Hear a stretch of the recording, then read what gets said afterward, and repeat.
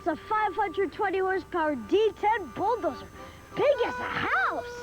Our house? Yeah. Hey, one of the workers must have left this old thermos behind.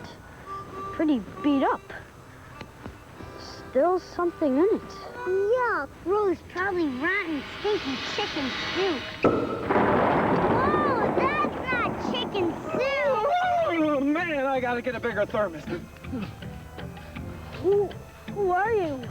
Well, looks like I got two masters this time. Pleased to meet you. Hard Hat Harry's the name, but some people call me the construction worker's genie.